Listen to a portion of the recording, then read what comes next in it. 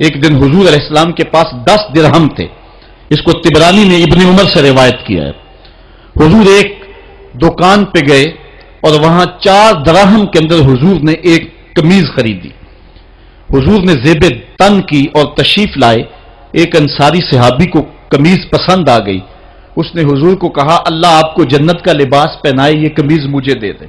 حضور نے اتار کے قمیض اس کو مرحمت فرما دی. اس کے بعد حضور علیہ السلام پھر دوبارہ گئے اور 4 دراہم کی حضور نے پھر دوبارہ ایک قمیض خریدی. پھر حضور تشریف لائے تو ایک لونڈی تھی, وہ رو رہی تھی. تو آقا کریم علیہ السلام اس کو فرمایا کہ تو کیوں رو رہی ہے؟ اس نے کہا کہ مالک نے مجھے کسی کام کے لیے 2 درہم دے کر کے بھیجا تھا اور وہ درہم مجھ سے گم ہو گئے. میں اس لیے رو رہی ہوں کہ جب خالی ہاتھ جاؤں گی تو میرا مالک مجھے مارے گا. تو حضور علیہ السلام کے پاس 2 درہم بچتے تھے تو آقا کریم نے وہ 2 درہم اس خاتون کو دے دیے. تھوڑی دیر کے بعد حضور نے دیکھا تو وہ پھر رو رہی تھی. تو حضور نے فرمایا کہ تو اب کیوں رو رہی ہے؟ اس نے کہا کہ دیر کی وجہ سے میرا آقا مجھ کو سختی کرے گا کہ اتنی دیر سے کیوں پہنچی ہو, تو میں اس لیے گھر جاتے ہوئے ڈرتی ہوں. تو حضور نے فرمایا چلو میں تمہیں تمہارے گھر چھوڑ کے آتا ہوں. آقا کریم علیہ الصلوۃ والسلام اس کنیز کے ساتھ اس کے آقا کے دروازے پر پہنچے. اور آقا کریم کی عادت یہ تھی جب کسی کے دروازے پر جاتے تو 3 مرتبہ بلند آواز سے السلام علیکم بھی کہتے اور دستک بھی دیتے. تو حضور نے کہا السلام علیکم, اندر سے کوئی جواب نہ آیا. حضور نے پھر دوسری مرتبہ فرمایا السلام علیکم, تو اندر سے پھر جواب نہ آیا. تو تیسری مرتبہ حضور نے پھر کہا السلام علیکم, تو اندر سے وعلیکم السلام کا جواب آیا. انہوں نے فوراً دروازہ کھول دیا اور کہا کہ ہمارے مقدر کہ آپ ہمارے گھر تشریف لائے. حضور کیسے جو ہے وہ آنا ہوا؟ تو حضور علیہ السلام نے فرمایا پہلے یہ بتاؤ, میں نے 3 مرتبہ کہا السلام علیکم, تم نے پہلی 2 مرتبہ جواب نہیں دیا. تو انہوں نے عرض کیا کہ ہم نے قصداً خاموشی اختیار کی اس لالچ میں کہ حضور بار بار ہمیں سلامتی کی دعا دیتے رہیں. السلام علیکم تمہارے اوپر سلامتی ہو, السلام علیکم تمہارے اوپر سلامتی ہو. اور حضور نے فرمایا کہ اس لونڈی کی دیر کی وجہ سے میں اس کے ساتھ تمہارے تک اس کو پہنچانے آیا ہوں. تو انہوں نے حضور کے ان غلاموں نے کہا ہیا حرۃ لوجہ اللہ, حضور آپ اس کے ساتھ آئے ہیں, اللہ کی رضا کے لیے ہم لونڈی کو آزاد کرتے ہیں. تو حضور علیہ الصلوۃ والسلام ان لوگوں کو, ان طبقات کو جن کو کبھی کسی نے نہیں پوچھا تھا اور جن کا کوئی پرسان حال نہیں تھا, آقا کریم علیہ السلام کی سیرت کا یہ روشن باب ہے کہ حضور ان کی دہلیز پر پہنچے اور جا کے ان کی مدد کی اور ان دکھیوں, لاچاروں اور پریشان حالوں کو اس مشکل حالات کے اندر ڈھارس بندائی.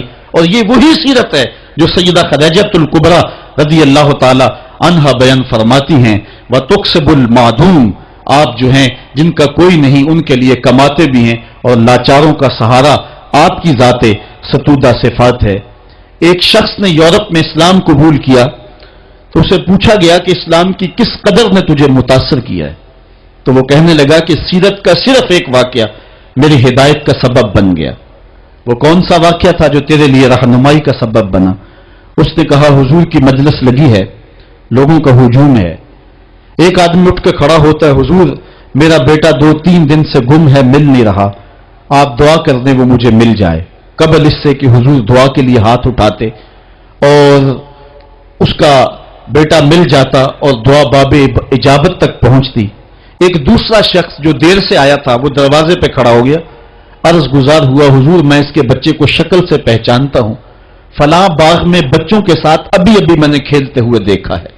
باپ نے جب سنا تو دوڑ لگا دی, 3 دن سے بچھڑا ہوا تھا, بیٹے ملنے کی خبر اس کو تڑپا گئی.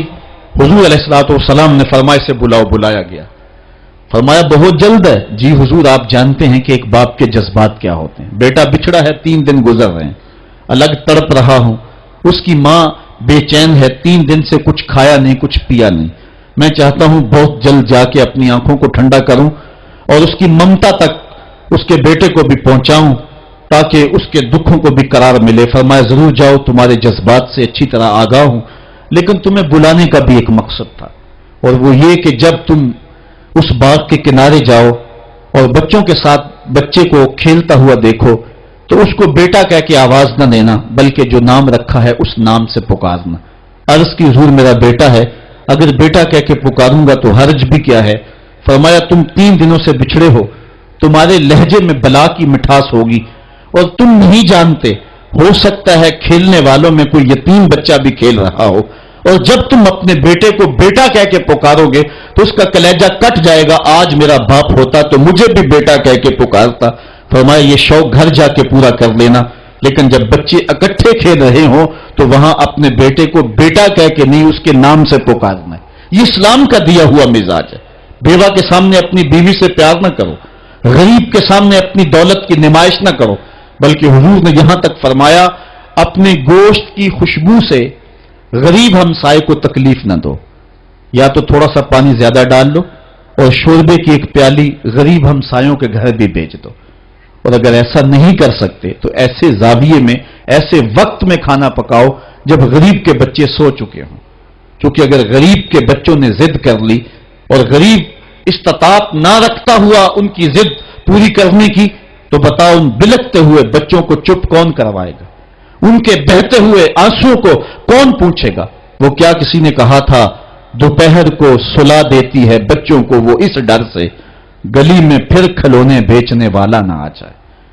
हमें इस्लाम ने यह तालीम दी है, दुखियों की नजाकत कल्बिया का इतना ख्याल, इतना लिहाज, ये एक पैगंबर की जिंदगी होती है। कुरान ने हमें बड़ी वाज़े इस बात की तरफ बुलाया है। ये बात जहन में रखें, इस गलत फहमी से हम निकलें। मसला गरीब की मदद का नहीं है, मसला गरीब की इज्जत नफ्स का है, यतीम की दिलजोई का मसला है। कुरान मजीद में उठाएं, अल्लाह ताला इरशाद फरमाता है, ये वो बदनसीब लोग हैं कि जो यतीमों को धक्के देते हैं। और दूसरे मुकाम पर इरशाद फरमाया कि कल्ला बल ला तुकरिमूनल यतीम, ये यतीम की तकरीम नहीं करते। यतीम को खाना देना और बात है, उसकी तकरीम और उसकी इज्जत के साथ उसको खाना देना ये और बात है। यार बचा हुआ खाना तो कुत्ते को भी डाला जा सकता है, बची हुई देख बाहर फेंकने की बजाय किसी के मुंह में पड़ जाए, यह बात नहीं है। बात यह है कि उसको तकरीम देते हैं या नहीं देते हैं।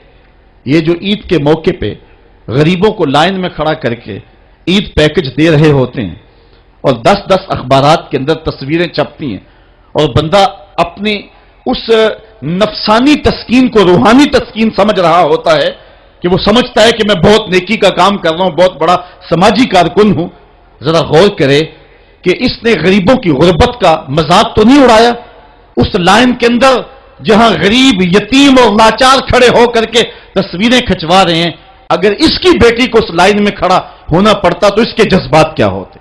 इसकी बेवा बीवी हो जाए और उसको उस लाइन में खड़ा होना पड़े तो इसके जज्बात का आलम क्या है?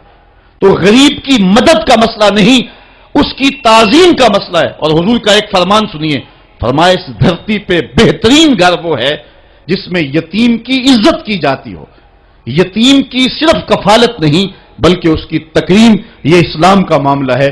तो उसने कहा कि हुजूर अलैहिस्सलाम ने ये जो फरमाया कि अपने बेटे को बेटा कह के ना पुकारना, तो ये वो इस्लाम का मिजाज है जिस रोशन मिजाज ने जो है वो हुजूर अलैहिस्सलातु वस्सलाम की नजाकत कल्बिया को हमारे सामने रखा। और यतीम के लिए ये एहसासात एक पैगंबर की जिंदगी का ही हिस्सा हो सकते हैं।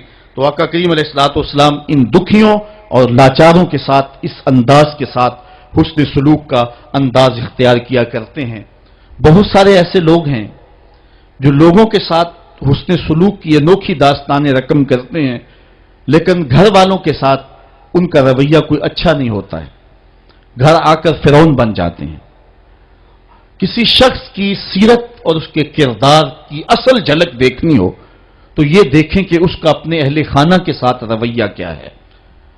खुद हुजूर अलैहिस्सलाम ने इरशाद फरमाया, खैरुकुम ले अहलिही व अना खैरुकुम ले अहली, तुम में से बेहतर वो है जो अपने अहले खाना के साथ बेहतर है और मैं तुम में सबसे ज्यादा अपने अहले खाना के साथ बेहतर हूं। ये हुजूर अलैहिस्सलातु वस्सलाम के रवैयों की दास्तान है। उम्मुल मोमिनीन सईदा आयशा रज़ियल्लाहु ताला अन्हा से पूछिए, फरमाती हैं एक दिन मैं पानी पी रही थी कि हुजूर घर में तशरीफ ले आए, मुझे दूर से देख करके कहा, आयशा जरा थोड़ा सा पानी मेरे लिए भी छोड़ना। तो कहती है मैंने पानी छोड़ दिया, हुजूर करीब आए, मेरे हाथ से आप खोरा लिया, पानी पीने लगे तो फिर रुक गए और फिर मेरी जानिब देख के मुस्कराए اور فرمایا عائشہ ذرا بتانا تم نے ہونٹ کہاں رکھ کے پانی پیا تھا؟ مجھے بتائیں اگر شوہر کا رویہ بیوی کے ساتھ یہ ہو تو پھر گھر جنت بنے گا یا کہ نہیں بنے گا؟ تو کہا مجھے یہ بتائیں کہ تم نے ہونٹ کہاں رکھے تھے۔ یہ حضور کی سیرت کا وہ تابناک پہلو ہے۔ آج جس دور سے ہم گزر رہے ہیں، ایک دوسرے کے جوتے کو ہم اپنے لیے جو ہے وہ باعث آر سمجھنے لگے ہیں۔ بالخصوص مرد تو عورت کا جوتا اپنی مردانگی کے خلاف سمجھتا ہے۔